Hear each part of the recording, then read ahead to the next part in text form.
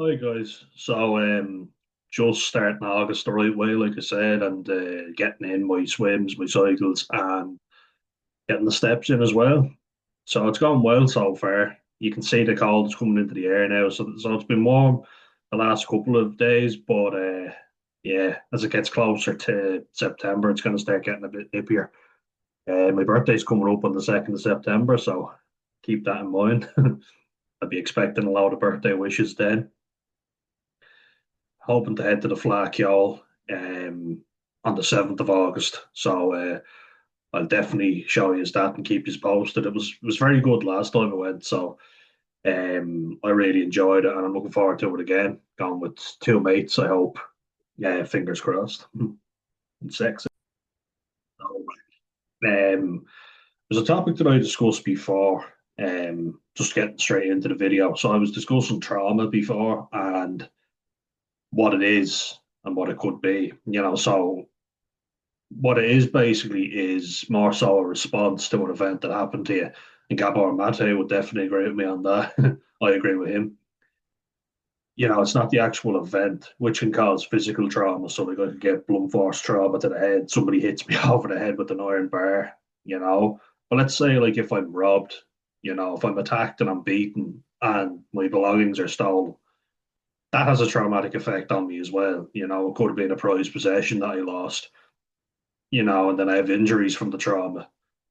So it's dignity that's taken as well as just physical injuries and possessions, if that makes sense. And I'm going to use the same page that I used the last time to kind of look at in more detail the effects of trauma because these are the things that we carry around with us long after the event has ever happened. Like I could tell you about stuff that happened to me as a kid that I don't even know how I remember it, to be honest with you, but it obviously had some impact deep within there.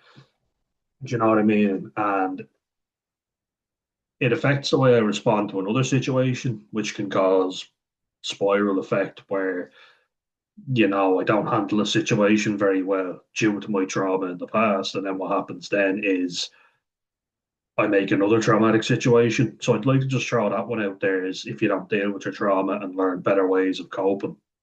Now, coping skills are very big. And if you don't have good ways of coping with your traumas, you are inevitably going to make more because you're going to handle situations poorly. You're going to be more anxious, more distrusting. If something traumatic happened to you, you're bound to not trust people as much as you would have done before the trauma happened. And you see this a lot, and I would say it's the reason why I'm such an anxious person is because of trauma that's happened to me. And then as a result, I might have been more closed off and, more ready to distrust people. And then they kind of go, well, what's up with that fella? And then they don't want to be friends with you. Then they shun you and cut you off and see you as a target because you're on your own. So you're kind of an easy target for people because you don't trust people as easily. It's just simply impossible because people have been bad to me. So why would I trust anyone? I hope you know what I'm talking about, but I'm going to share the same page as last time. We're going to go through the effects of trauma before I go any more into my own stuff. But I'll be chiming in throughout just to, you know, say what applies to me and hopefully, you guys can resonate with this and it helps you a little bit. So share my screen now. Put myself up.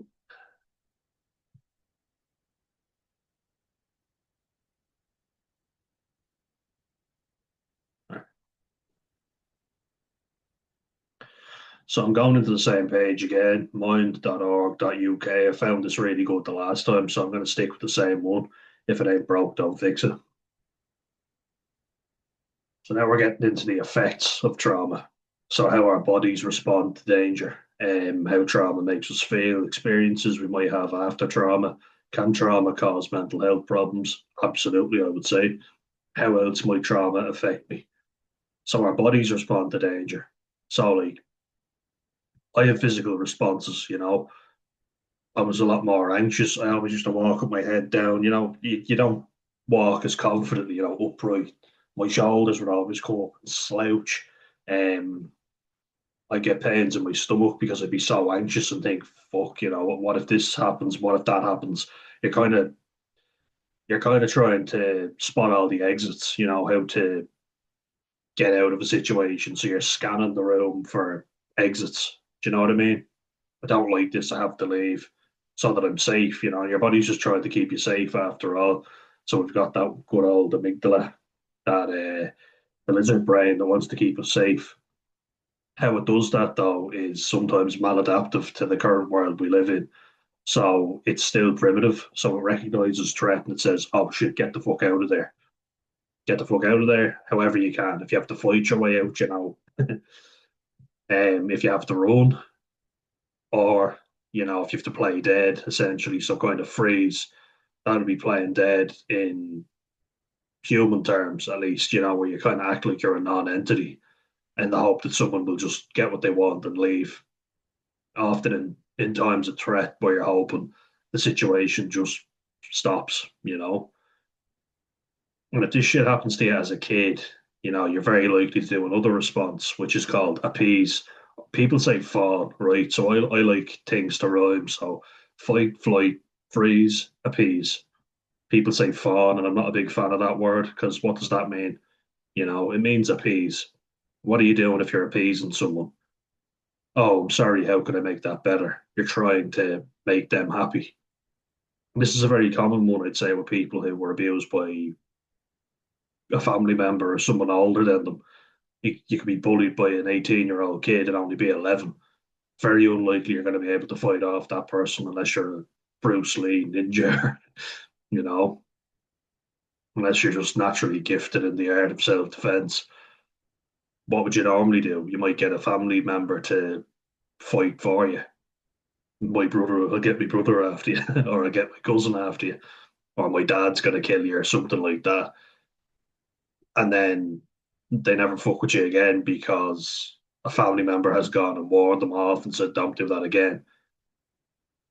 I didn't have that, and a lot of people didn't have that. And in that case, all you're really left with is, "Oh, I'm sorry," cowering. And I tried to be assertive, but also I knew I'm not winning this.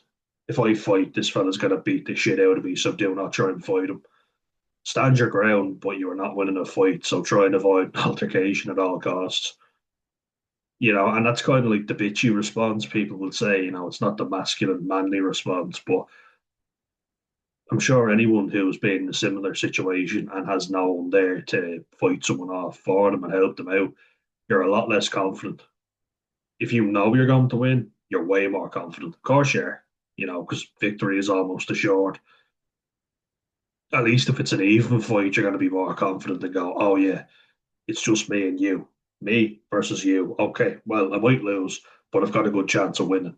It's just basics. Um, us humans are not as advanced as we like to think. But if you see someone, you might have a fear response. A lot of people who were abused and exploited as children by an adult, they might see pictures of their abuser. Like a big thing was, The Keepers, which is on Netflix, where Father Joseph Maskell and Father Billy Magnus abused loads of kids, young women. They were Catholic brothers, Christian brothers, and they basically accused the girls of being evil, and they needed to offer themselves up, as cleansing of their sins. Really devious and disgusting. And they really took advantage of a lot of very vulnerable young girls whose families wouldn't believe them, because the church held such a stronghold over people, um, not just in Ireland, but in Catholic communities. Father Joseph Maskell had ancestry from Limerick, and actually, I believe, worked as a psychologist in Wexford, this county, this beautiful county that I'm in now. And the first reports of Christian brother abuse were in Ferns, which is only up the road from where we are. It's right next to Gorey on the way to Wexford Town, aka Wexford. But yeah, it's mad to think, that he had such a devastating effect that he was in the county that I'm in right now. He had such a negative impact on people. And it makes me think, how many people did he have an impact right here? Wasn't as far away as we might like to believe. but they would see his picture or hear his name, and that would bring the trauma back for the victims, you know? So we get into it now. So it says it here, trauma can affect everybody differently. So you might recognize some of the experiences listed on this page, but you might also have experiences or reactions that aren't mentioned here. So, don't feel bad if it's not mentioned here. Doesn't mean that you're not going through shit. It just, you might not have the stereotypical response. So here's a quote here. It says, I remember looking at pictures of myself around this time, and I feel you can see a fundamental change. The sparkle in my eyes just dims. It's almost as if the light of joy was snubbed out. So it's a pretty grim, but also valid description, you know? You just feel dehumanized in a way, And that sparkle in your eyes, the lust for life just isn't there because you're like, what is the point? And that's not even necessarily with extreme trauma. It can just be repeated, where you're just beaten down, and it's terrible. It really is. There's no ends to how much damage it can cause. So how our bodies respond to danger, as I was talking about there, that's what it all is about. It's about that primitive brain responding to a dangerous situation. So when we feel stressed or threatened, our bodies release hormones called cortisol and adrenaline, the stress hormones, as they're also known. Cortisol puts on a lot of belly fat as well. So if you're someone who's quite stressed and anxious, it can literally cause physical changes in your body. With that adrenaline, you're more likely to have heart attacks, and to also do that, where you're always tense because there's this hormone that's getting you to be ready, it makes you alert. That's what happens when you drink a cup of coffee. More adrenaline is released. I actually saw a case where it was from a channel called Chubby Emu, where he talks about a student who did an all-nighter studying, which actually has no benefit whatsoever. Um, it actually hampers you, so you're not retaining as much information as you think you're. But he was drinking a lot of coffee, and I've done it myself when I was doing night shifts to keep myself awake. He released so much adrenaline that his calves start cramping up. He start getting rhabdomyolysis, which is basically the rotten muscle. Muscle is wasting away because it's tensing so much, and the stress is just so high. You literally get brown urine. You start pissing out muscle, more or less. And that's in extreme cases, but that's down to this beautiful thing here, adrenaline. So it can cause physiological changes in the body. The kid nearly had a heart attack. I think he might have done. He was in a really bad way. His muscles just start clenching up, and that's what happens. That's where you get stiff neck and shoulders. That's something that my mom will walk up and just push them down. She says my head will come forward like a peacock, and my shoulders will go up. That's what she notices. So when we feel stressed or threatened, our bodies release hormones called cortisol and adrenaline. Adrenaline. This is the body's way of preparing to respond to danger, and we have no control over it. And that's the thing, we've no control. It's this thing here, the amygdala, which is trying to keep us safe. It's just doing its job, And I made a video ages ago talking about being nice to your amygdala. It's okay because really, it's doing exactly what it's supposed to do. It's just that it's not cut out for the modern world. So, like, let's say if we were in immediate danger, people always use the analogy of cavemen fighting off a saber-toothed tiger. You need to kind of go, oh, fuck. The Scooby Doo music, I was only watching it yesterday. I love Scooby Doo. Makes me feel like I'm a child again. In many ways, I still am. But you can't be sitting there kind of. I think we'll all agree on this. If the saber-toothed tiger walks up to you, you can hardly be going, oh, look, it's a saber-toothed tiger. Isn't that cool? And then get back to what you're doing. No, you need to skedaddle, get the fuck out of there. you know? So it's important. I think that's a very good line. Remember that we have no control over it whatsoever. So when you feel like, oh my God, I wish I hadn't gotten scared, I wish I hadn't gotten angry, angry is something that We lose our temper, look, and we're all prone to doing it. One thing that makes me feel ashamed is when I got scared or anxious, but I'm very prone to getting scared and anxious, you know? And a situation that I used before, and I think this technique is a really good one because it helped me out in a situation where I felt I would have gone from naught to 100 or 1,000 even, because we were at a petrol station, gas station, if you're American. I know you watch, so I'll try and make it relatable.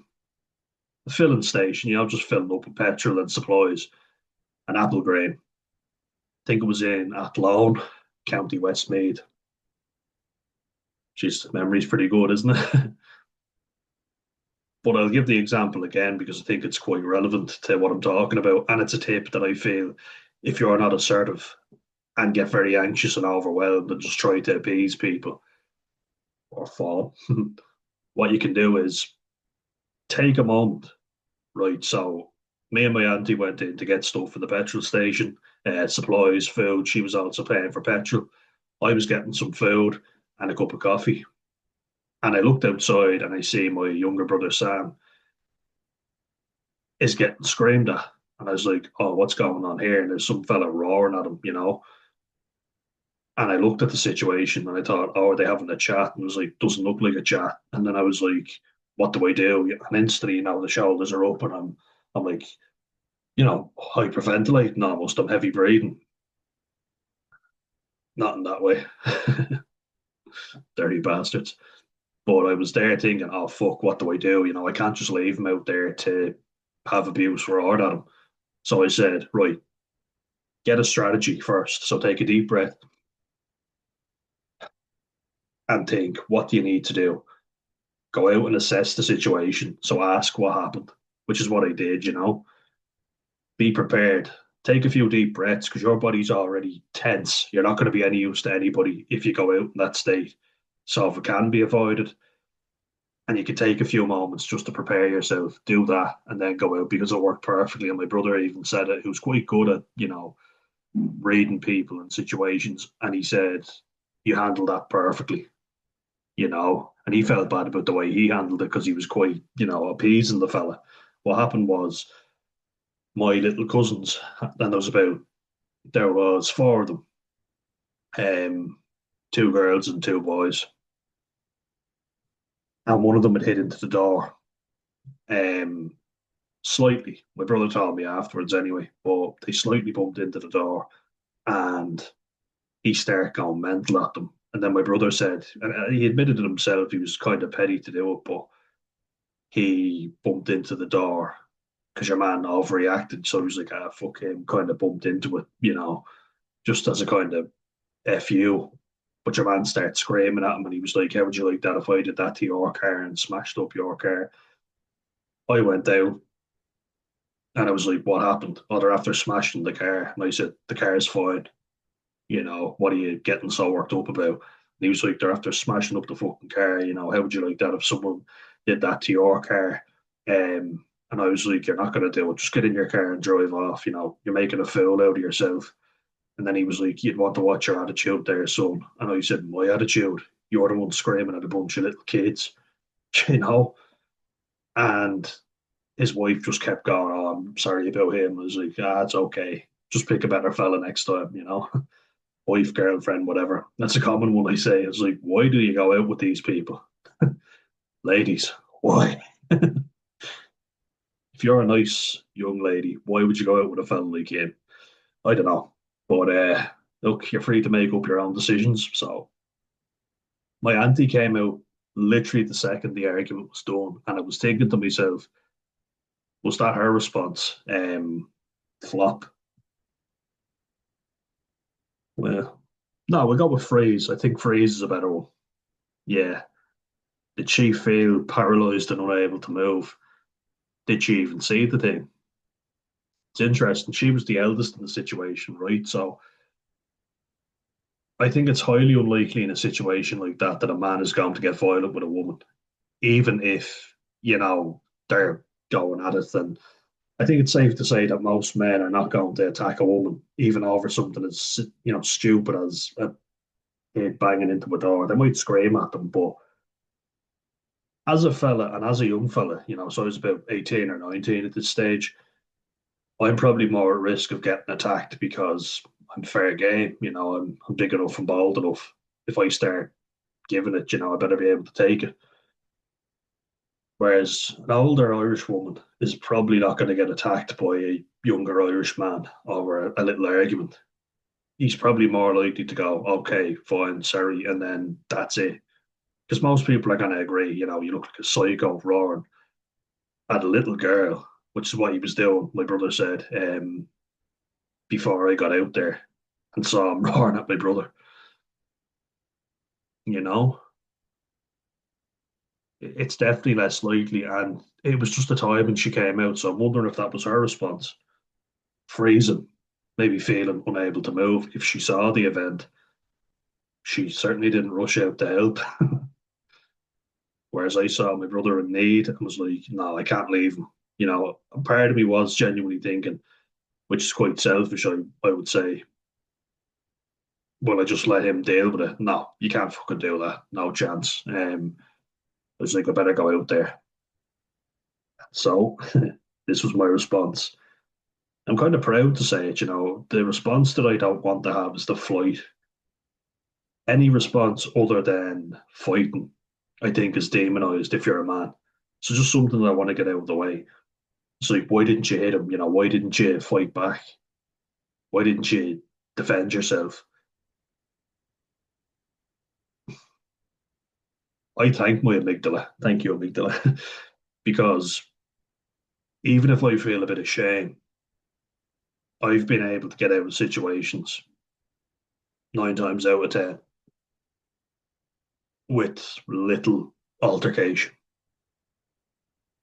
And by altercation, I mean physical. Sometimes, I was the aggressor and was acting like a gobshite, and somehow I made it out okay. Whatever was going on, I made it out and I was okay. And when there's been confrontational situations, I've never been able to be super confident, but I've been saved and I've worked on it myself, to get better at dealing with them, not be taken advantage of, but also to get my point across. You're not going to fuck me over. And also make sure that everybody else is safe. So whatever you've done a good job. These are the responses here. So just read them out for you. So remember, we have no control over it. And for some people, it can be overwhelming. So maybe my auntie felt an overwhelming sensation of freeze. Maybe she saw me going out and thought, I'll leave it, you know. So freeze, feeling paralyzed or unable to move. I think we've all gotten that. Where I used to get it the worst was before games, rugby games in particular. Football, it's just verbal stuff. But when you're playing a rugby game, there's big fucking scary fellas out there on the pitch that could smash you. I think it's pretty reasonable to be afraid, especially when you're 18 and 19 and playing against fully grown men. Now you're playing with the big boys. So you're up shit creek without a paddle.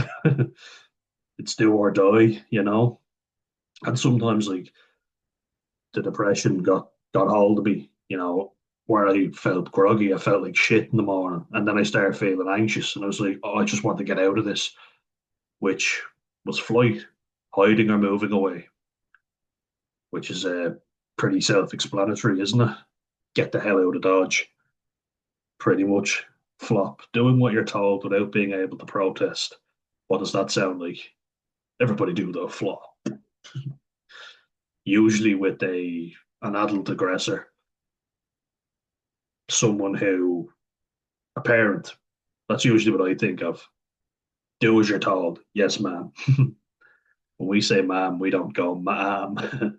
M-A apostrophe A-M. No, just M-A-M. The Irish mother. Do what you're told. Don't protest, especially when you're a little kid. Your parents are up here and you're down here. You do what you're told, at least for the most part.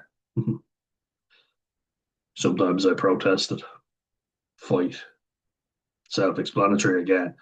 either physically aggressing, struggling, or protesting. So you either get into an altercation, you row with someone, or you protest against what they're doing. I don't like what you're doing there. You better stop that, or else, you're not giving in to the threat. Basically, you're combating it. You're saying no. You're not freezing and acting like a non-entity, basically playing dead, flopping and just giving in. You know, flopping, I think, is a good one. Yeah, so I'd say flopping is usually where I've used that one would be work, because you could be fired if you get into a row. I've gotten into arguments with people in work before. It usually gets you nowhere, because usually the person who's arguing with you has either worked there longer than you, has a better standing with the bosses, and they're usually fairly confident that it'll be their word over yours. You know what I mean? So, and if you get into a physical altercation in work, you could be arrested. If you get into a physical altercation at any time, you could be arrested, but you'd be fired on the spot. And if you want to do the job, you want to get paid, you kind of have to do what you're told without being able to protest. So that would be where I've used that the most, or with teachers in school. As I got older and more rebellious, I certainly did. Yeah, though as well, when I got older, I kind of copped on. So there was a middle ground where I went from being a good student to a very bad student, and then I was like, I want to study, I want to get the head down and get my leaving certificate done, which is our equivalent to A levels, O levels, and then the SATs. So A levels are in the UK, SATs in the United States, and then I have no clue what the rest of you all do. Sorry, guys. What do they do in Australia, actually? That'll be something, because I really want to go over and visit, so I need to learn everything about Australia. Let me know. So, as we talked about there, flight, hiding or moving away.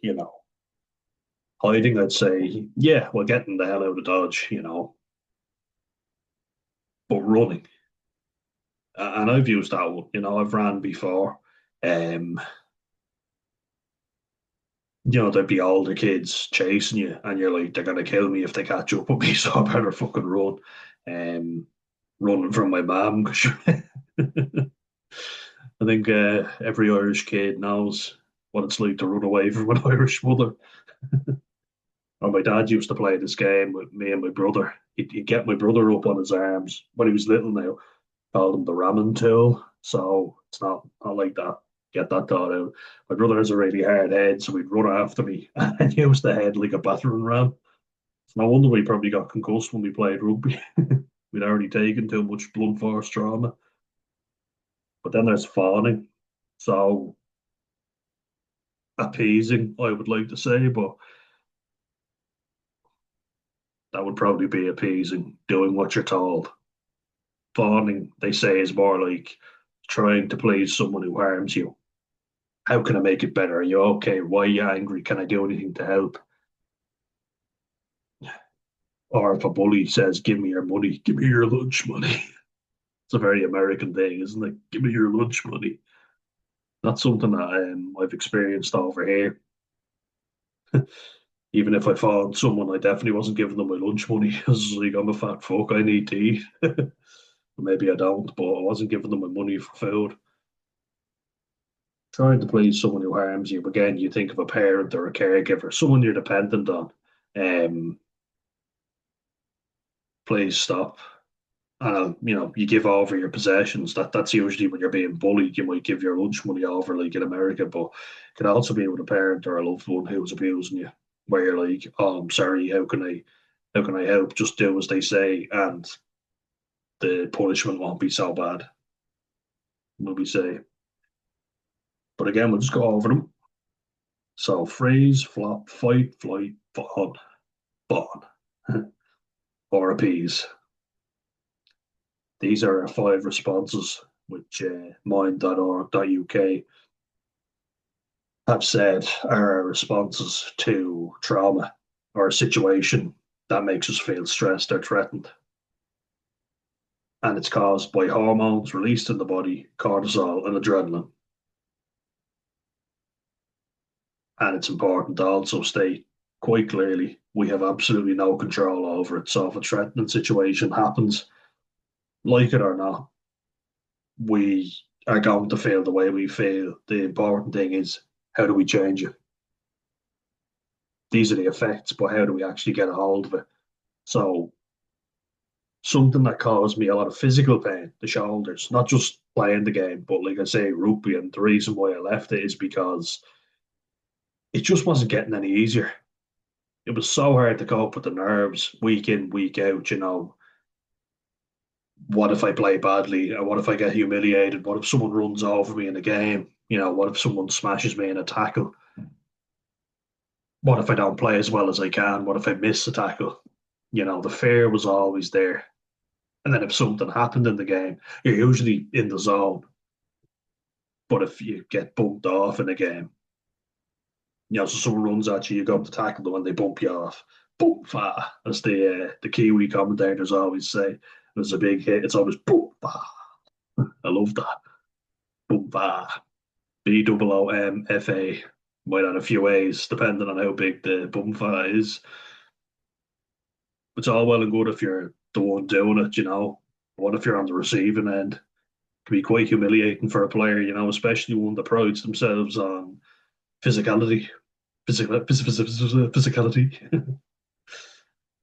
King Julian from Madagascar. Physicality. Fantastic.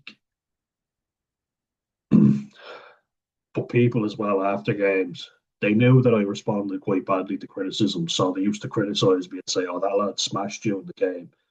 And I played a really good game, but I would constantly be thinking, "Oh yeah, he did," and be like, "No, he didn't." And if you let every single time you were boshed, as I called it, bosh. That's what I'd say. Um,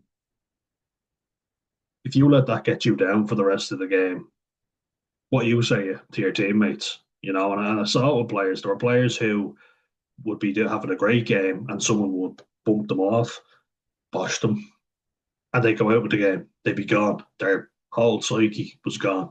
So I feel like you learn a lot about people from rugby. It really is something where you get to see what people are made of because they can't control how they respond in the moment. Like if you play a sport, if you play something, I say play a sport, if you do boxing, let's say, there's no doubt what you have to do. You have to punch your opponent in the head and hope that they don't knock you out. That's pretty much it. And there's a lot more to it. I've huge respect for boxers and anyone in combat sports. But it's not complicated. You know exactly what you need to do to beat your opponent. Whereas in rugby, there's so many different ways you can do that. In football, score more goals than the opposition and don't concede any. In rugby, you can score more tries, but if you concede penalties, you know, you keep giving your opposition kicks. And I'm biased, of course I am, because it's a sport that I've played my whole life, but there's so much that you can tell from someone playing it because how they respond if someone physically dominates them. And that's without getting dirty. That's the reality of it. Do you bounce back or do you let your head drop and go out of the game? Because there'd be lads in your ear, and I always fucking hated them. I was like, fuck off, you. I'm going to smash you in a tackle. But that's how you cope with it. If someone is giving you abuse and saying you're soft, you're going to do nothing in this game, they're trying to put you down. They're trying to trigger the fight or flight response. That's pretty much it. So let's go back to it. I think rugby is a great analogy because usually it happened as well to the younger lads because the older lads are there, they're wiser, they've got more up here. They're also more confident because they're in it longer, you know. They know all the tricks in the book, but they're also like they're giving abuse, like, oh, this lad's soft, this lad won't, he's not gonna make this tackle. And they're pointing at you going, I'm gonna run over you or I'm gonna smash you. And if you don't run it straight at them, they're gonna say, oh, pussy, yeah, soft, might shove your head into the ground and see how you respond to it. And they're triggering this system because you've got cortisol and adrenaline pumping through you in this game. And I know because that's what happened with me. and I was like, well, I got to rise to the occasion. I can't do it by mouthing off, so I got to do it with my actions. There's lads who could just go for hours nattering out of them in games, and you're like, will you ever shut the fuck up non-stop where they're just giving it the big talk, even if their confidence just never goes. Usually a scrum half, Nick White, had a pretty good game at the weekend, I might say, in fairness to him. It's that mustache gives you all the confidence. I think it might help when you've got someone the size of Will Skelton. For anyone who doesn't know, he's a man that is 6'9" Samoan, which is obviously the scary factor, but he's also 145 kilos. When you've got a guy like that in your team, and Taniela Tupou, the Tongan Tor, a scary prospect. I think you can be a bit more confident because you know those guys are going to defend you. I wonder how he would have played if it was just Jeremy Williams and Nick Frost. Good players, but not as physically imposing. But that's something I think I really want to just highlight. When you're playing a game like rugby, the fight or flight response, the amygdala is just pounding. And it's all about how you manage that because you have to use tactics as well. If there's a move coming up, I've got to think logically. And if we use dialectical behavioral therapy as well, you can't just have your rational brain without your emotional brain as well, because you need to have that energy and that fight in you. But it's tactics. So I need to think, what's the move? Who do I pass the ball to? And how do we get over the game line? Or in defense, who am I marking? Who am I tackling? And then you're nervous because you're like, oh, what if this fella runs over me? And what if I don't get him down? I've got to get him down. Oh my God, I look like such a fool if I don't. All these things are racing through your mind at once. It's all very tunnel vision here and now. And that's something that is said to happen when you are afraid rather than having your peripheral vision. It's tunnel vision. Threat is in front of me. So that's what you respond to as well. It's all important stuff just to mention. So I think that's a pretty good description. Rugby can be used for everything because it's all about how you respond. You've seen players who are normally flawless make mistakes they wouldn't normally, and that's all down to that. If we didn't have this fight or flight response, we were all like robots, then 9 times out of 10, he keeps getting his kicks. Fly halves, very much based on nerves. If you miss a kick, it could cost you the game. How likely are you to get that pressure kick when your body's twitching and you don't hit the ball as sweetly as you might like to? And I've never played fly half, but I showed you a few of my kicks on YouTube, my shorts. Not bad for a second row / number 8. I always was decent at kicking. But here we are now. So if we experience trauma, our body's reactions can continue long after the trauma is over, and they can keep plaguing our lives. For example, when we're in a situation that reminds us of the trauma, this might affect how we think, feel, and behave, especially if recovering from the trauma has been difficult. And then they give an example here. 4 years on, so four, the number four, not 4 years, 4 years. 4 years on, and it's still problematic. Viewing the world as a threat, constant hypervigilance, sleep problems, etc., which then lead onto deeper personal issues. Very good, very good description. So for me, best examples I can think of, there was always people in school saying stuff about me behind my back, and if I confronted them about it, they were like, that wasn't me, you fool, that was him. And kept on trying to put the blame on, but basically everyone was saying stuff. I became a running joke because I didn't have anyone in my corner. Like I say, it was a very easy target. I'm autistic. I'm socially anxious, very awkward. Didn't have an awful lot of friends, and no one in my corner who would fight for me. So very vulnerable place. And I also knew that there were some lads who were looking to get me attacked and battered, who had older cousins who would defend them. And it's a very lonely place to be. So you're constantly looking over your shoulder, who's saying what. And eventually I just switched off. But I became very isolated in my own company. And I gave up basically on trying to make friends. Dating was very hard for me as well. because that led to me not trusting anybody. I'd also been taken advantage of by girls who just pretended that they liked me and then used me. Um, they'd use me as a literal coat hanger, where I was minding stuff for people, looking after them, but they wouldn't do this. They wouldn't go out with me. All the good stuff about me being chivalrous, but they go off with whoever. So I felt used and abused as well. That's a very good point. And then in college, I had such a tough time. I was always looking at everybody as a threat. What don't I like about this person, and what do they mean by what they say? You can also go the flip way. And I was like, this is exhausting, because it is exhausting being hyper vigilant all the time.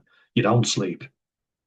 And I was also extremely anxious because I was still playing rugby, still overstretching myself, committing to three different teams every weekend, the firsts, the seconds, and then the under 20s team, drinking heavily, which is always going to make your anxiety worse. And it was a real coping strategy for my dramas, was drinking, you know. Um, my parents are also very anxious people. So like, oh, you're not going out looking like that. Look at the state here. And also, as I was there, oh my God, what am I wearing? Now I go for comfort over fashion every day of the week. Comfort is, I used to hate wearing jeans or dressing up because the sensation of the clothes was horrible. I just fucking hated it. And my mom would always say, oh, you're not going out dressed like that, are you?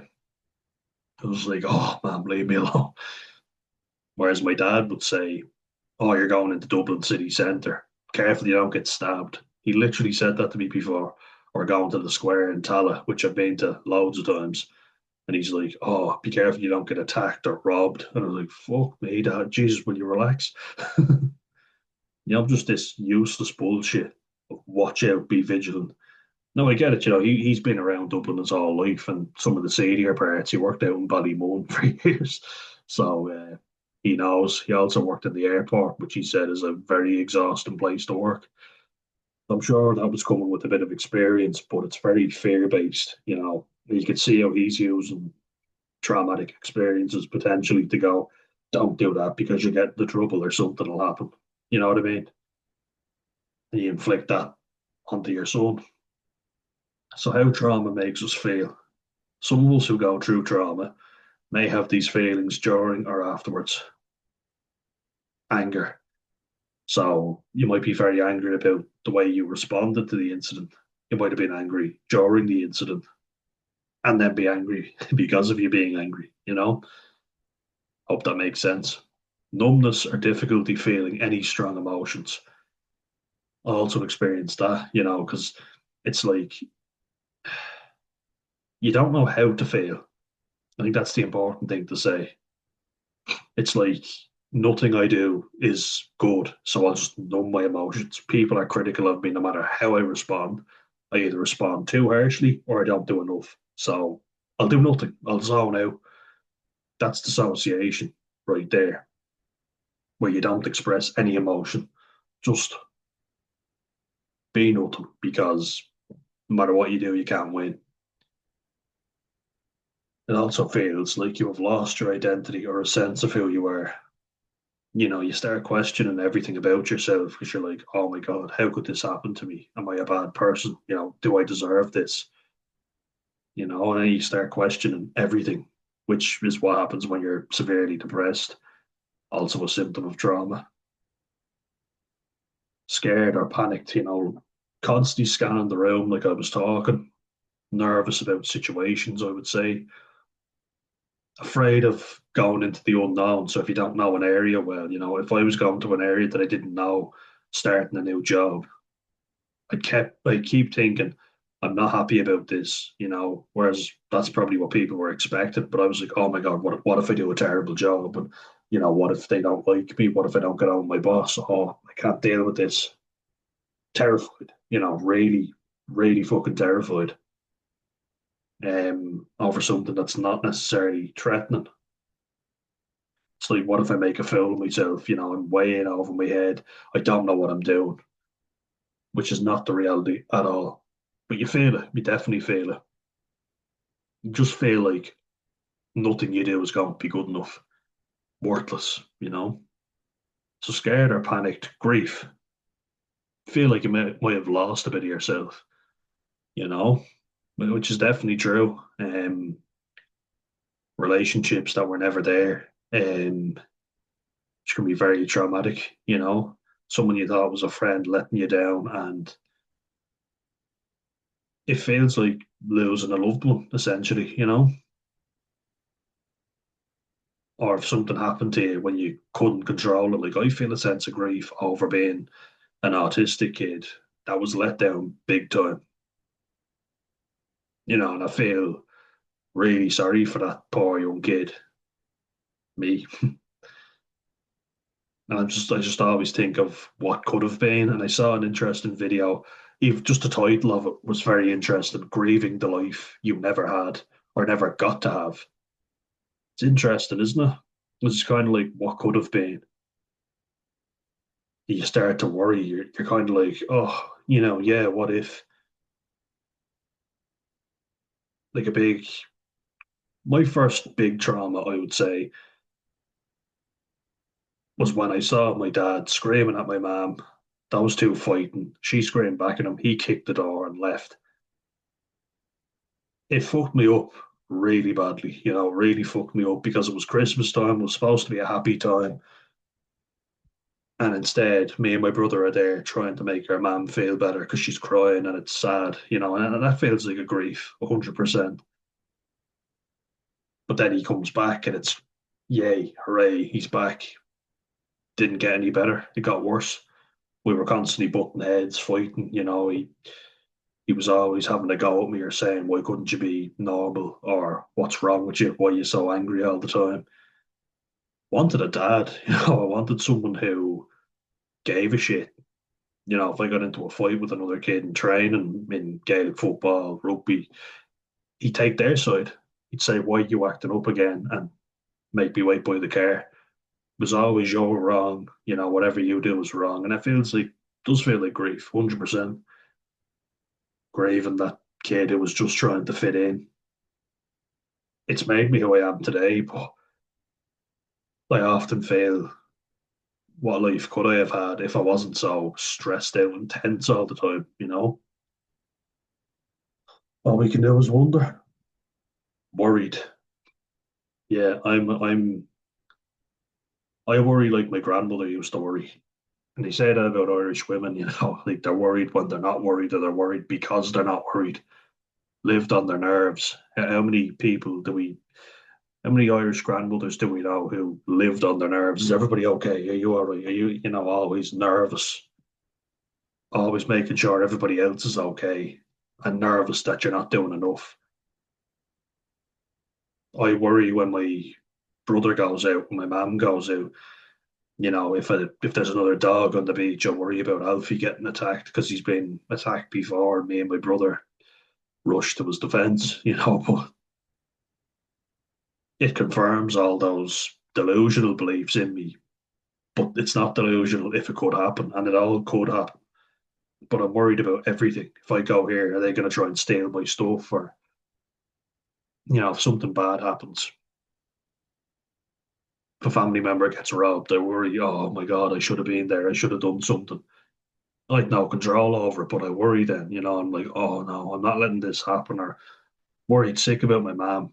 When we moved down here, when we were in the process of moving house, I was worried that she didn't get ripped off, didn't get taken advantage of. I worried that I wouldn't pass my exams. And the thing is, when I do that and I actually get them, I worry about something else. Something comes in immediately and fills the void. It's worrying for the sake of worrying, essentially. And it's fucking exhausting. Trust me. My granddad even called me, not that he's ever done anything for himself, but he called me Mammy as a joke because when me and my brother were staying with them for college, I was like to my brother, do you have your lunch? Do you have your books? Do you, really like an Irish mother. But I was cooking and cleaning, doing everything. And he never had to do that. That's a worry off his mind because our grandmother always did that for him, you know. She had to go and contend with a lot. And if it wasn't done up to scratch, he'd give out to her and make her feel bad. So she was probably traumatized from that. Just sad to say. Irritable. So it's like, oh, but really agitated, being like that as well, where you're just like, oh, would you fuck off? You leave me alone. You're trying to keep it all together and people just keep pissing you off. And you're like, oh, fuck off. You know, everything pisses you off and annoys you. Like if a zip on your clothes doesn't come up right, you're like, oh, fucking rip the thing up. Or if you spill a cup of coffee, you might smash the cup. Smashed wouldn't work before because people were just pissing me off so much. You're dealing with a shitty customer and they're an arsehole and you just want to fucking thump them. Everybody's just getting on your tits, basically, getting on your tits and pissing you off, confused. So it's like, why did that happen? Why would someone do that? Or like, is it because I'm too gullible? Is it because I'm too easy to manipulate? You're kind of confused about what do I do now? What does the world mean? How the fuck do I deal with this in the future? Restless. This would be like when you're up all night, can't sleep. I used to get so restless because I'd be checking when I heard a car coming into the driveway and there are people trying to rob the house. Heard a noise at night. I heard a dog bark and someone trying to break in. Make sure, unsure of what you want or need.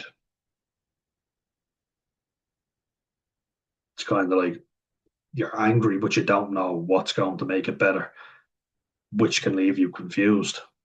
You know, I'm pissed off, but I don't know what I want or need. I've just flipped the two of them around. Maybe I'm dyslexic. I'm not, by the way, but it's like someone could come to you and you feel bad about this because someone's genuinely trying to make you feel better. And they're like, how can I help? What do you need? It's like, I don't know. Well, what do you want? I don't know. You know,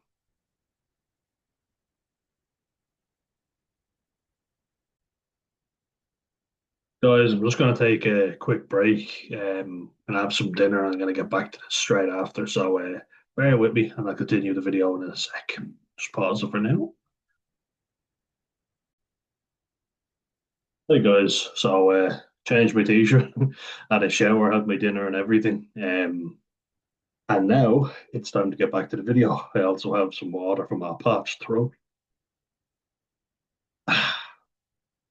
What I've been doing is freezing the ice cubes in big blocks, and the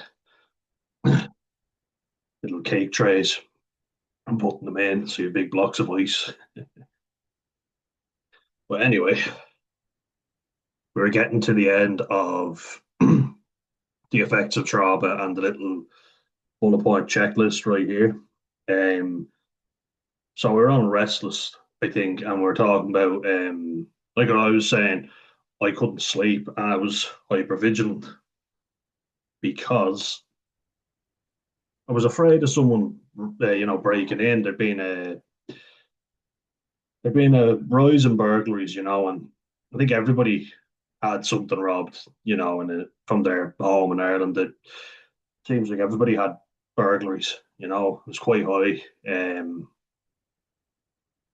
which is quite bad to hear, but it was true. It was on the up when I was growing up in Dublin anyway. So we all kind of had someone who'd been burgled, and if something hadn't been stolen, something had been broken, like a shed window smashed.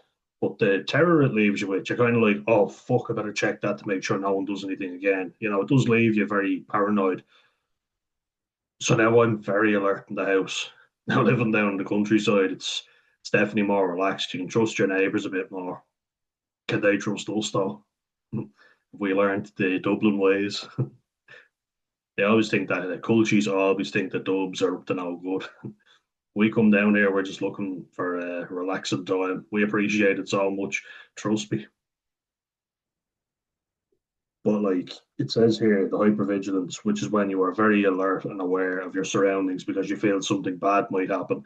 And I would even say you're waiting for something bad to happen. You can never enjoy a situation. So I was dating a Costa Rican girl recently, which I told you, Diana. She said, "Can we just be friends?" I was like, "Yeah." To be honest, I don't feel like I'm confident enough.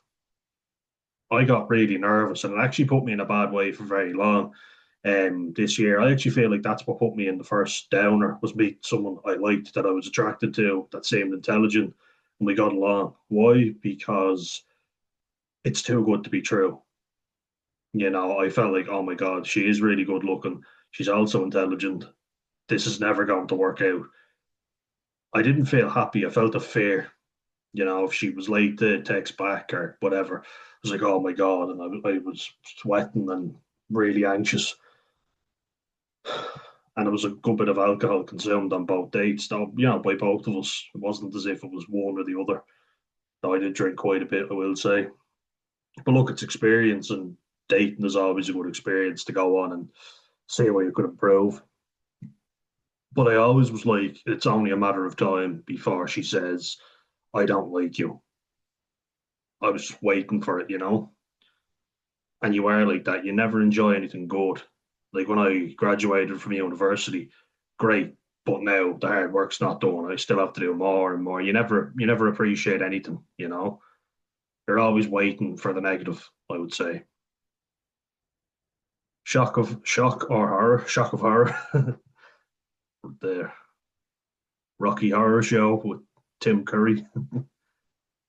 Let's do the time warp again. If you know, you know. Shock or horror? I think a shocked.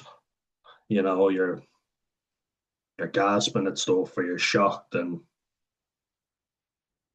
I don't even know about that one now, so I won't even comment on that one. Shocked or uh, yeah, I won't go into that one because I don't really know.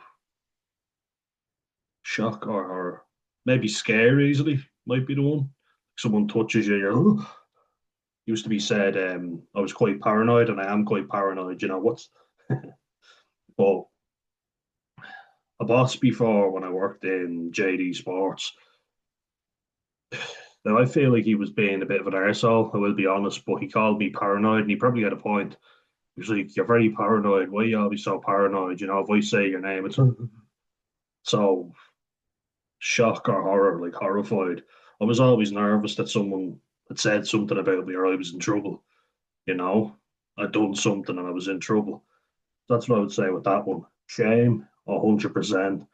I think it's good that they've saved the best for last. So let's talk shame and let's block it out there. Anyone remember David Hewlett in Big Mouth as the shame wizard, where he made them feel ashamed for masturbating, wanking. But shame is a really toxic emotion. So we talk about guilt versus shame. Guilt, I feel guilty over an event. Shame, I am bad because X, Y, Z. So guilt, feel bad about how you reacted to an event. But shame is what you believe about yourself. I am not good enough. And I take this constantly, I'm not even making it up. I would always ask people after a game of rugby again, we can use rugby, of course we can. But I was always like, oh, how did I play? Do you think I played well? Because my mom didn't watch my games. She never seemed to see me when I played, and I always felt invisible. I was like, "Did you not see me? I was out on the pitch. Did you see when I did this? Did you see what I did?" And they were like, "Oh no, I didn't see it." It's like, "Oh, for fuck's sake." And then it'd make me feel ashamed when my dad would say, "Oh, you need to get fitter. You're overweight." I'd feel ashamed. It's like, "Oh fuck, I should." Yeah, I'm terrible, and I would believe that I was a bad person because of the game. I'm not good enough. And those are the constant feelings that I felt was just a shame. I'm skipping ahead, but there's these sections down here that I keep looking at and fun stuff. Probably going to reiterate what I'm saying already, but shame is a bitch. I don't see the function of it at all. It just makes you feel terrible about yourself. I guess the way it could function is if you're not doing very well in life, you're ashamed, therefore you feel motivated to do something. But very rarely, I think, does that ever happen. I think you'll achieve all the things in the world, but it's a core belief that you have about yourself that you're not good enough. And it's something that's plagued me my whole life. No matter how much I do, it's never enough. And especially when I'm drinking, I'll feel ashamed about what I did when I was drinking. I'll feel ashamed about incidents that I didn't deal with as a kid, as a child with autism, who has difficulty communicating to begin with, that I couldn't be an advocate for somebody else. I could barely look after myself, but I was just surviving pretty much. And I would still feel, oh my God, I was such a terrible brother, a terrible son. And it's very painful as an emotion, shame, extremely painful. And anyone who knows it will know what I mean. I don't see its purpose at all, really. But then we get to this section now, we'll move on from that wonderful emotion. But not everyone feels the same way during or after trauma. And how we feel can change over time, even months or years after the event. Remember that any feelings are valid, even if you aren't sure why you're feeling that way. I'm so glad they put that in there because people saying cheer up, it might never happen, or or sure that was years ago, get over it. Do you not fucking realize I wish I could? And the more people I talk to and the more I think about it, I'm like, why would I want to feel like this? Thinking about something when I was 7, why did I say this and why didn't I stand up for myself in this instance? Why the fuck would I want that? Like, just ask yourself that for a second. It's like that's so. I'm so happy to have that there because I feel so validated. People in my family, rather than dealing with the problem, see, this is it because of their own insecurities, not dealing with the problem. They say, "Oh, just cop on to yourself, get over that." Great, yeah, I'll do that. Yeah, thanks. That really helps. Doesn't help anyone. So I'm just going to put that out there. Man up, grow up here. It never fucking works. And it's very often by people who are too cowardly or insecure to do anything themselves. I will just say, you say it here. I felt terrible. I couldn't focus. I felt lost, anxious. Very much how I felt in work. I couldn't focus. I kept daydreaming. I kept zoning out.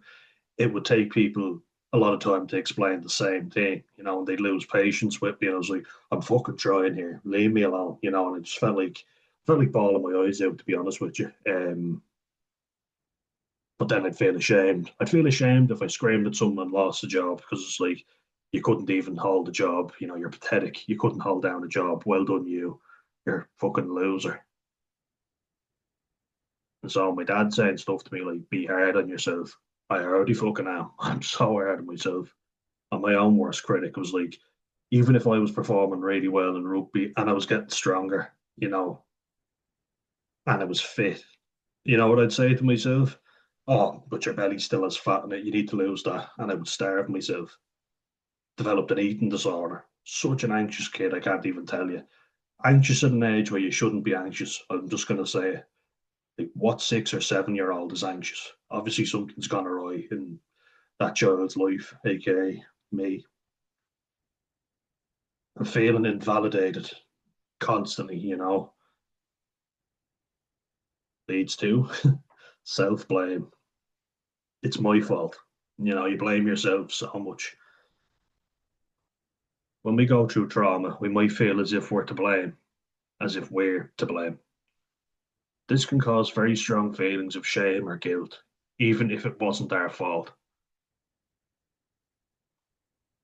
And then, like, gets into it here. Reasons for feeling self blame include your mind trying to make sense of what's happened and to avoid overwhelming feelings of anger, grief, or betrayal.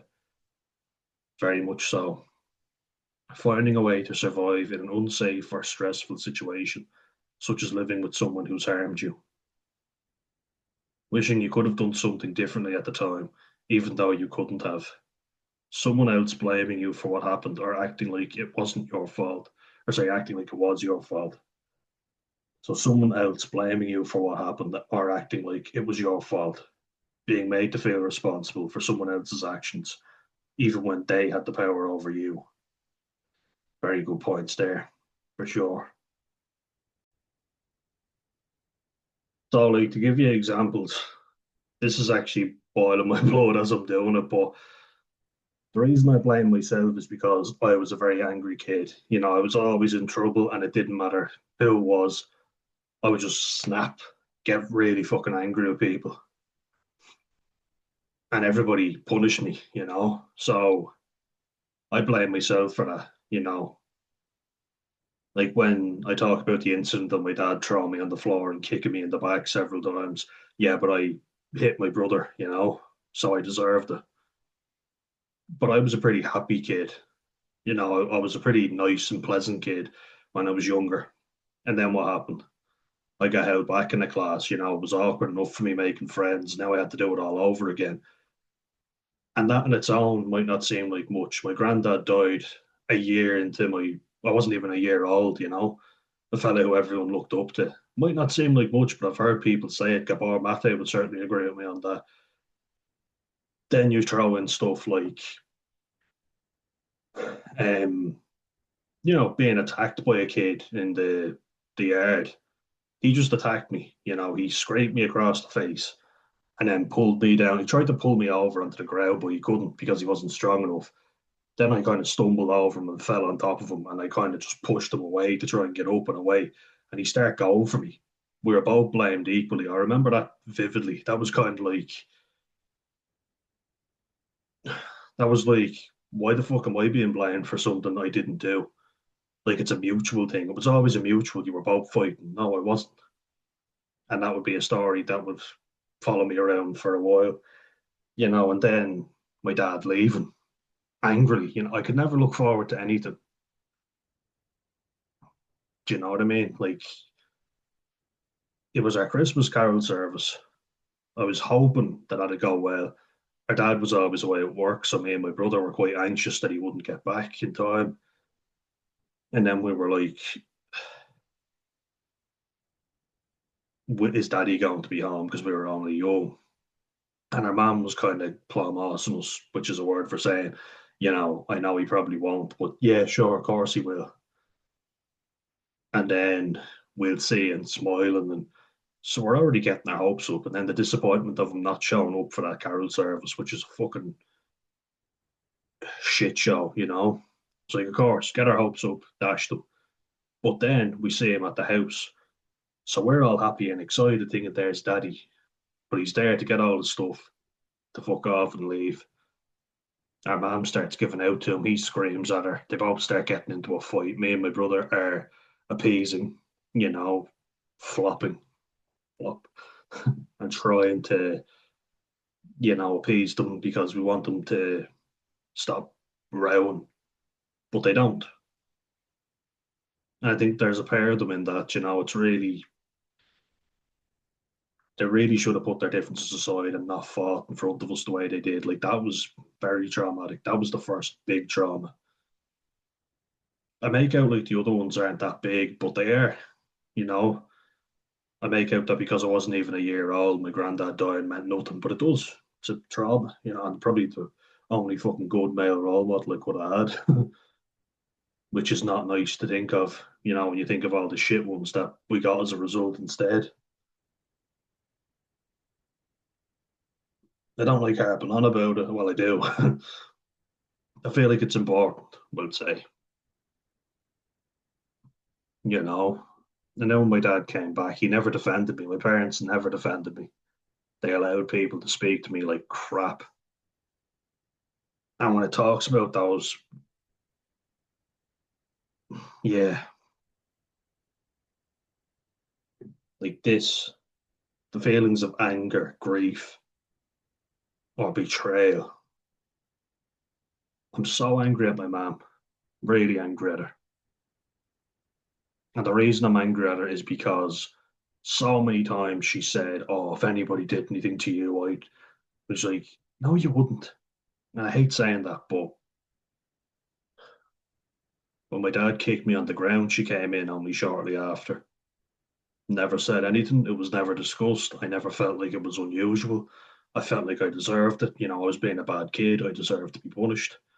Um, when he'd call me names or tell me I was aggro, even though he'd pass out drunk every night, when we were with him. He had women of the night, shall we say.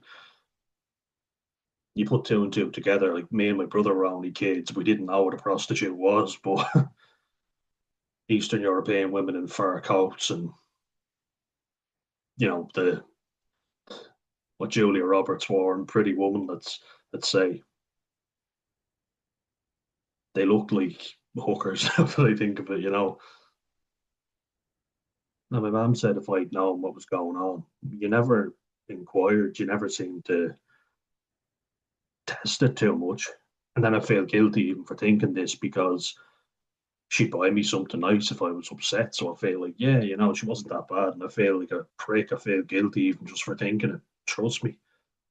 No, she loved me. She bought me something, or if I broke something, like a Nintendo DS I had and I broke it, and she got me a nice new one. And I was like, I know, she does. She loves me. But then it's annoying because I love her so much to then have feelings of anger and betrayal. Let's be real. I had a lot of feelings of anger and still do towards my dad because I think he failed me and my brother as a father, big time, hugely. You know, he was never there for us to defend us. When we were younger, he used to just let everybody else speak to us like we were nothing. We were the oldest kids when it came to looking after everybody else, but we were the youngest when it came to staying up late with the adults and all the good shit. We had all the shitty responsibility of being the oldest, even though my brother was like 5 years younger than one of our cousins and 14 years younger than another. We never got the good stuff. And we always had to leave every party early. We never got to stay the night. We always had to leave, even though we were having a good time.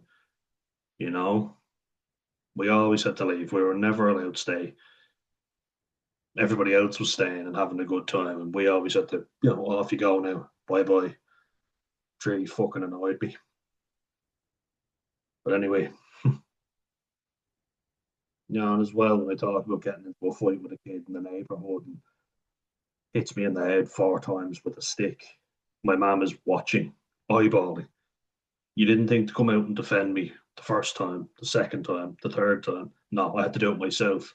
And then what did I get for it? She dragged me off and then she clattered me off the head.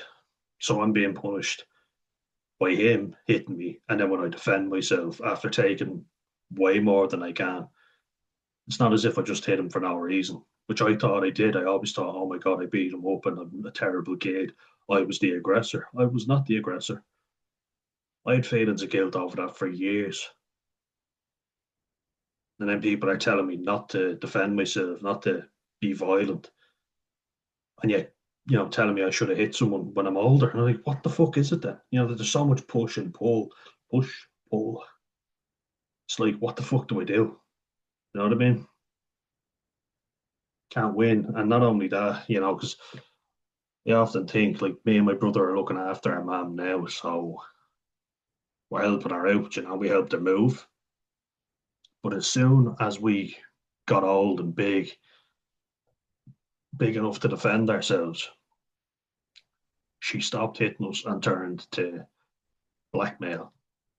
You're not looking after me, you're not doing enough. That shit hurts. We've had many arguments over that, despite you failing us a few times. We're looking after you. We have each other, but appreciate that it's not always been plain sailing, or very rarely has. You know, yeah. I blame myself a lot. Even now, I always think how happy everybody would have been if only it weren't for me. Trust me, done a lot of self blaming. Self blame can be very hard to cope with. It sure fucking can. But it can be a way your mind tries to protect you. So it might take time and support to be able to start feeling differently. You might feel confused or overwhelmed if someone else says it wasn't your fault. Although hearing this can also be a relief. It is. It really fucking is. Makes you feel like, it's not my fault. Sorry, let Alfie in. It is a relief to hear it because hearing that, and my mum's told me things that weren't my fault before. It's not like we hate each other. We don't hate each other, but it just feels like through your own securities, you might not have been able to defend me. Okay, fine. But my dad wasn't an intimidating man. So let's acknowledge where we went wrong. We can move on from it. Um, and acknowledge that I'm autistic. I'm struggling here, and I'm doing the best I fucking can with whatever I have, which isn't a lot, but I'm trying. A lot of people, a lot of professionals I've been to, they always go, yeah, well, parents aren't perfect, nobody's perfect. Basically, like get over it, or I feel very invalidated. And I always feel invalidated. I feel like they're not getting to the core root of the problem. I don't want to feel this way, but I do. I feel anger. I feel pissed off towards both of them. Like when my dad says stuff like, oh, I'm disappointed in you, or don't ever ask me for any more advice on a job that I was doing. I was like, he gave me no good advice anyway. He's never given me solid advice because he doesn't know anything. He can't help me out. And that's what he says about my granddad. I'd never ask him for advice because he wouldn't have it. But I'm the same way with my dad in a lot of ways. You know, Maybe if it's money related, he might be of some use, but I just don't talk about stuff with him a lot of the times because I know he doesn't have any information to give. Like I started a job with an engineering company, and I say to him, "Do you know these guys?" "Oh yeah, I've heard of them. A few of us have worked with them before."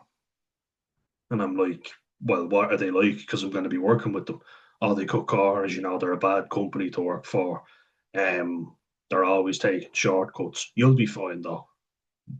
Cheers. I wish I had the same amount of self belief as you do in me.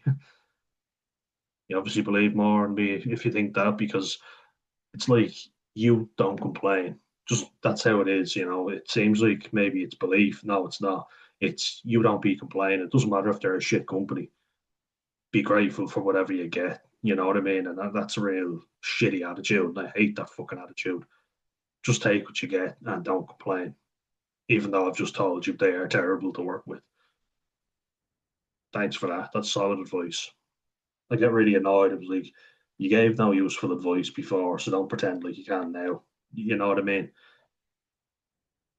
I still see him the odd time, but we don't have this stereotypical father son relationship, put it that way, and I'm for a lot of reasons that I've mentioned. But anyway, there's also an inherent sense that you did something wrong, either that you caused what happened to you or that you should be dealing with it better. Hallelujah. Yeah. Thing is, and I mentioned it before, you can't choose when you pick your anger. It's there all the fucking time. Like I was angry at family members. I remember putting holes in the wall in the house before because I was so fucking angry, ripping t-shirts, just so fucking pissed off that nobody was listening to me. All I wanted was someone to say, "I'm in your corner. I've got your back. I'll defend you." Everybody said the right things, but nobody did fuck all. So I had to do it myself, and then when I did it myself, I was punished for it. It was like just to know someone has your back and will be there for you. There's a lot to be said for feeling secure. Feeling secure is one of the best feelings you can have. I speak for someone who's never felt properly secure. So there we go. Don't take it for granted if you've got good people in your life to have your back, because not everyone does. Physical effects of trauma. Trauma can also affect our bodies physically. We might experience headaches. Yes, I get like really intense migraines, very sharp pains in my head, and I feel sometimes sick. Just I feel it pulling against my brain. It's like my brain needs to blow up out of my skull. Almost sounds arrogant, like I'm saying I've got that big a brain, but trust me, it's not that. Aches and pains around the body, shoulders, neck, stomach, a lot. I get very distended stomach.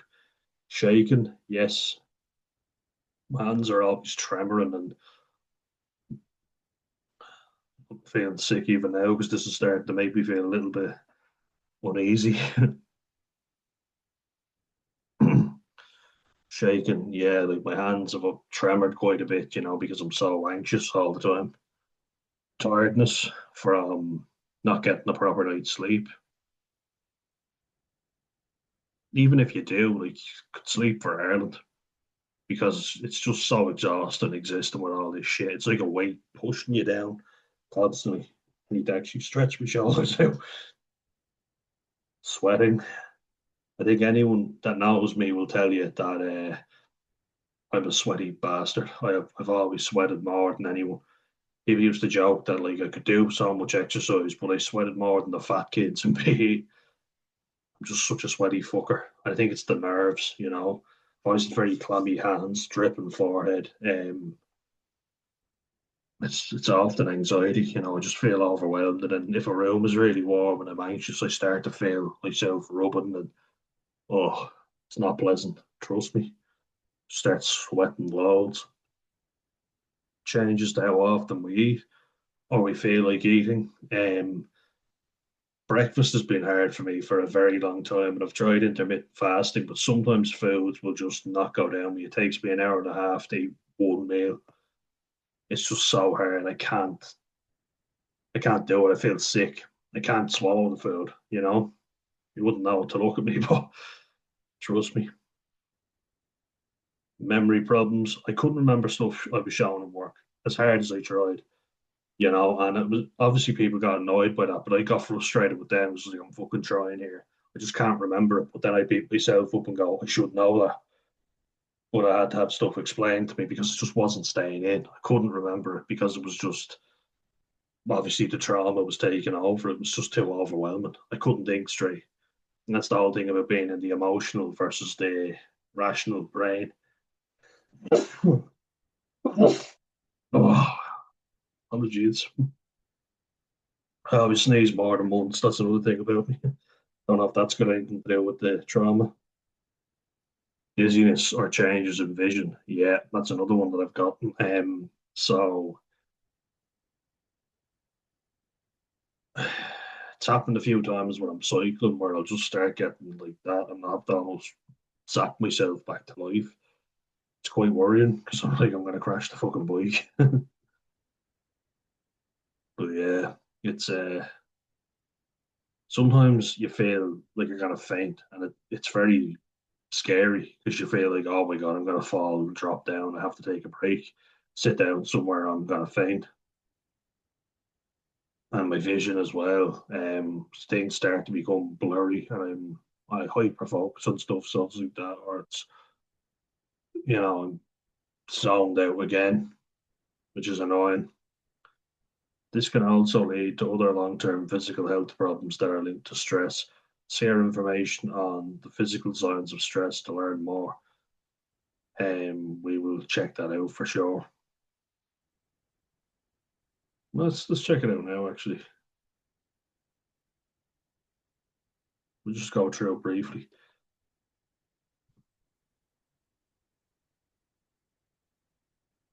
So, physical signs of stress. Our bodies produce hormones to respond to stressful situations. These hormones can have many physical effects, but I talked about some earlier. Like when your man start getting muscle pain because of all the adrenaline. But here we are now. Difficulty breathing, shallow breathing, because we're not taking deep breaths. That's why it's important to. It's even helped me de-stress right now because it's all in the chest. It doesn't go deep into the stomach. Deep into the stomach. All down our bodies in a deep breath out.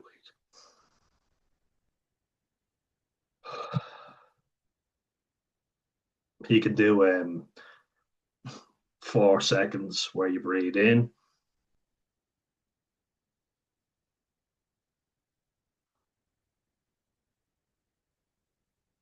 and 4 seconds where you breathe out. I read Dermot O'Leary from the Republic of Telly. Love him. I read his book where he talks about his anxiety and how it nearly ruined his life. It ruled his life for a long time, but he was talking about how we breathe narrowly. We're only taking lots of narrow breaths. We're not really bringing it deep within the whole body, and our whole body needs to be oxygenated. So, and I think that's why I often struggled in games because I wasn't able to breathe because I was so anxious. It wasn't a fitness thing. Well, it was, but it was a fitness thing combined with an anxiety thing. I was so overwhelmed. I shouldn't have gone, and I just was breathing so badly, real shallow. Because when your body is in fight or flight mode all the time, what you start to do is you start to prioritize getting air into the lungs so you can run away as fast as possible. So it's your body's taking in as much as it can in as short a space of time, grabbing as much air as it can, basically. You can have panic attacks as well, which can feel like a heart attack, when things just become so overwhelming. And I had them almost daily in college. I just was like that, felt like my heart was beating in my chest so hard. And I had to go into a quiet room that we had, but I was tired and fatigued, which is another one. Sleep problems, that's another one. So what I did was I would have a coffee, to boost me up. I loved coffee and I loved getting a coffee in college. I loved having loads of them to keep me alert. And you'll see lots of people whacking in the energy drinks and smoking cigarettes. You just feel your heart beating in your chest going, no, it's not good for you. Blurred eyesight or sore eyes, your eyes strain an awful lot. You have to really focus. And I get that quite a bit, getting the like right now. Fatigue and sleep problems. So I was overtraining, not sleeping properly, drinking alcohol, using caffeine be the new time. Wasn't sleeping, so I had problem with getting around every day. I was fatigued, I was tired, and just felt shit. My muscles were in pain too from all the training I was doing, which caused me to have more muscle aches and then the tightness in the shoulders and the neck, all around here as well. I felt like I couldn't fucking breathe. Really distended stomach as well, which is supposed to be stress related, and tight headaches, like a thudding in my head. I could hear it's like my brain was beating rather than my heart, if I could describe it anyway. Chest pains and high blood pressure. Yeah, I was only in the doctor recently and I had 145 over 95. Should be 120 over 80, and I'm only a 26-year-old man. It's been very high loads of times because I'm just so anxious and I get tight chest pains. It's going to literally kill you, and cause indigestion or heartburn. Takes me, I could feel myself, when I say the standard stomach, it's like I was carrying the food around all day in my stomach. And I've been getting really bad heartburn and acid reflux. Pulls my back out though when I get to the standard stomach, so it really hurts my lower back. It's fucking annoying. It's a pain in the arse, it really is, as is this. I haven't got the constipation so much, but I've gotten the diarrhea. I won't go into that too much because it's disgusting, but get the shits, when you're constantly overwhelmed and anxious. Felt sick, dizzy, or fainting. Yeah, especially when I'm out on a walk or cycling, which is the worst time for it to happen, but I feel like I'm going to fall over and faint, um, which is very worrying. Sudden weight gain or weight loss. Yeah, got up to, well, I got down to 84 kilos when I was younger because I had body dysmorphia and I was over exercising. I wouldn't say that was sudden weight loss. That was intentional starving myself. I have to really work hard if I want to lose weight. You know, weight gain is something that I only need to snap my fingers and it happens. And I got up to 127.5 kilos, which is nearly 20 stone. It was fucking awful carrying that carcass around. That was when I was most depressed. I had no desire to do any training. I felt like absolute shit. Just felt terrible, felt awful. And I developed, yeah, I mean, it's fucking taking the book. the bucket list of being unwell because I had a big pustule here in my nose, had a rash here, which I was told was eczema, and I've never suffered from that in my life. Prozac can cause that. The doctor never mentioned that. Should also mention something that I thought the doctor did a shit job of, was looking at me and reading the fucking signs. So when I said that, let's go. I said that I felt like I was having a heart attack, and he said, "Oh, don't be ridiculous. You're not going to have a heart attack at your age." Well, he could have mentioned that it was a fucking panic attack. I had no idea what they were. Um, Not a clue. Thought I was dying, and it's like, oh, don't be ridiculous.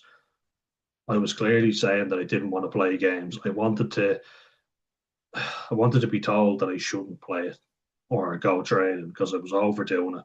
I was clearly not in fit shape to do it either. He should have said something and he didn't. It wasn't all on me. It's not all on the patient to know what they should and shouldn't do. Why do you go to a doctor in the first place?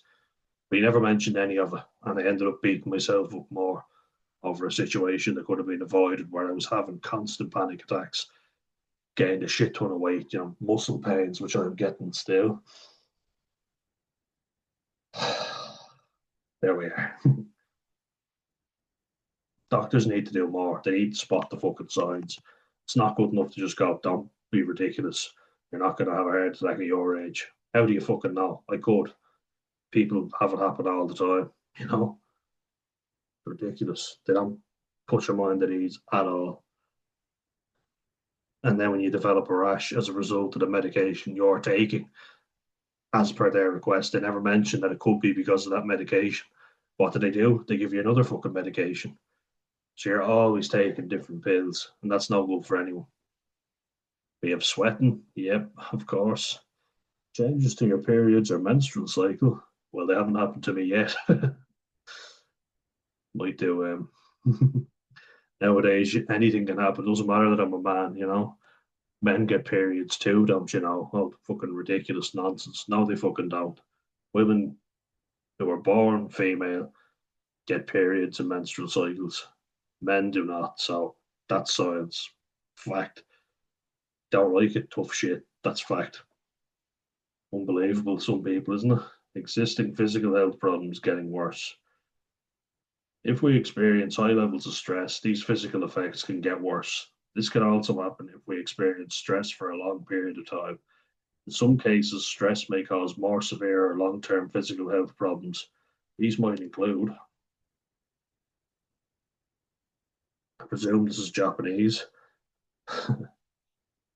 Takotsubo syndrome, sometimes referred to as broken heart syndrome or Takotsubo cardiomyopathy. This can feel similar to a heart attack. The British Heart Foundation has information. We won't go into this. But here's an example of what happened. I started waking up in the morning in a panic, feeling nauseous, with my heart racing. That feeling would stick around for as long as I was awake. 99% of the time, I felt like something really bad was about to happen.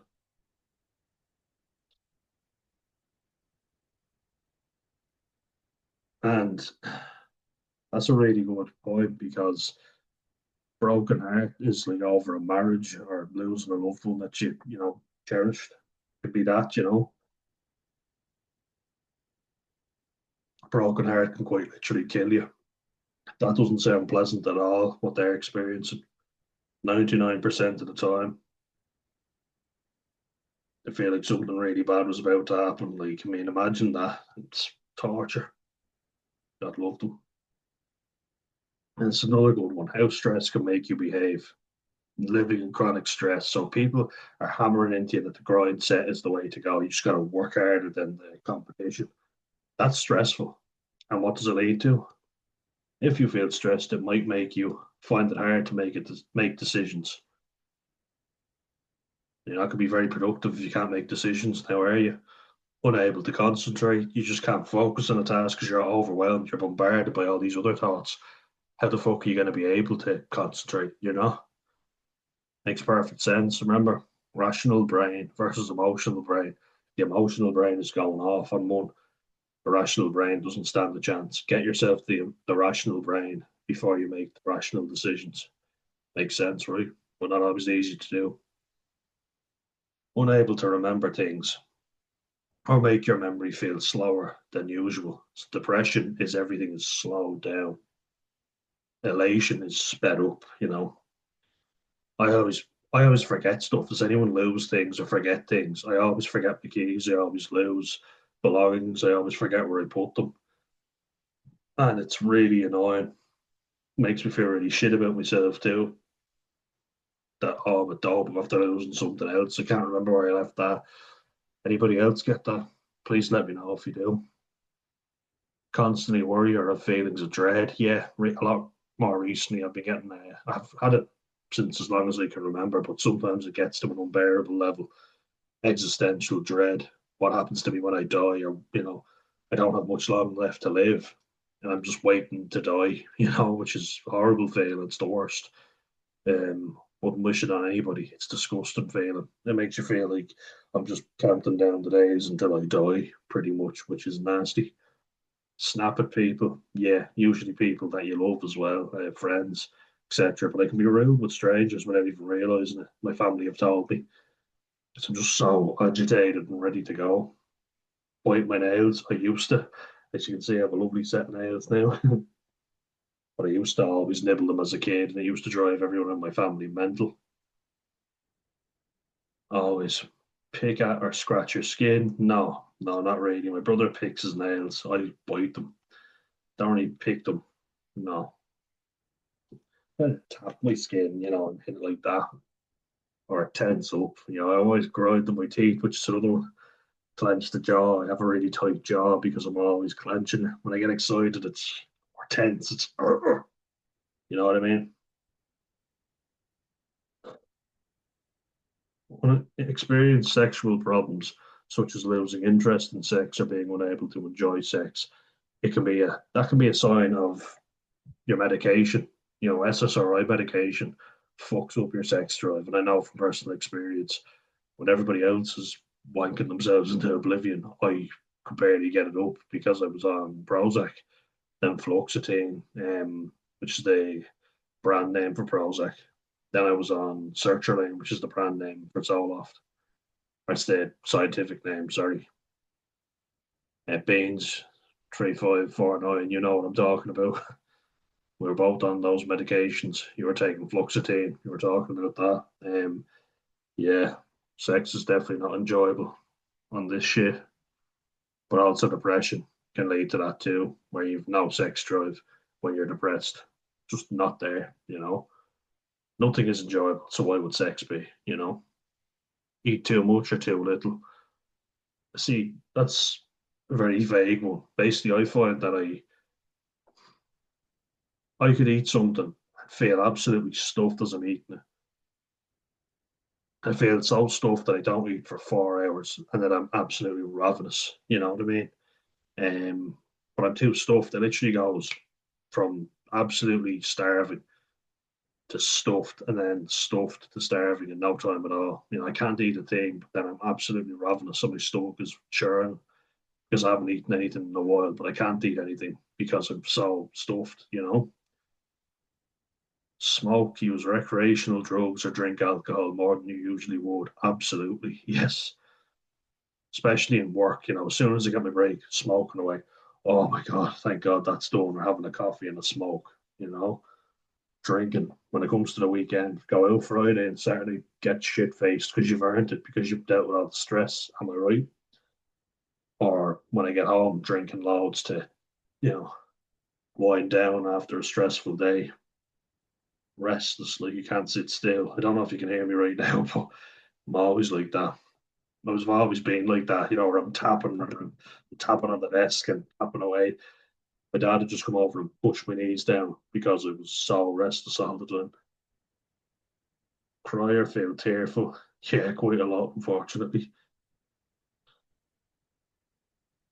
You just want the shit to stop, don't you? You want it to go away. It just doesn't. You're just too overwhelmed. You're like, when is this going to end?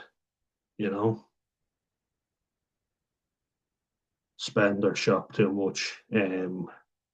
Sometimes, yeah, when you just feel like maybe if I buy something nice, I'll feel better, or you gamble, you go out and spend your money on alcohol. not exercise as much as you normally would, or exercise too much. And I think that's exactly it. Like, so I find it very hard to motivate myself. Yeah, like I just can't summon up the motivation. Life just doesn't seem worthwhile. What's the fucking point of me burning myself out exercising? But on the flip side, I go on massive long cycles or walks, or I used to really over exercise where I never had a minute to myself because I was always filling up every single moment with exercise. So I was tiring myself out. But then you burn yourself out, so you can't exercise like you normally would. You have to find the happy medium. Withdraw from people around you. Yeah, too anxious to go out. It's like I don't want to be around anyone. I'm just sick of people. I need my own space. Real anxiety about going out on my own. Something you just can't do. You're dealing with so much shit. Oh my God, I can't go out. I have to withdraw. If I go out, I'll only end up drinking alcohol, smoking, doing all these unhealthy things. Also, you feel disgusting because you're overweight. Um, and you can feel paranoid about the people around you. Or you could have been hanging around with bad people. And you actually need to withdraw from people, I would say, in a lot of cases.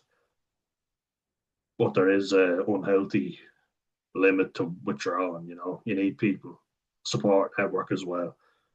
You know, the exercise part is really hard because you exercise one day and you feel like, oh, I did it, fair play to me. It's like, oh, I have to do it again, and then I have to do it again. It feels like climbing a mountain. It feels like climbing Mount Kilimanjaro every day. Sometimes when you're exercising, once, twice, you realize you have to keep doing it. Doing it one day isn't going to make you feel good for the rest of the week. You have to keep doing it, and that can feel exhausting. Then, like I say, I fill up my time with exercise. On the flip side, I over exercise and burn myself out because I don't want a single quiet moment. Because I know that if there's any silence, I'll start to feel shit.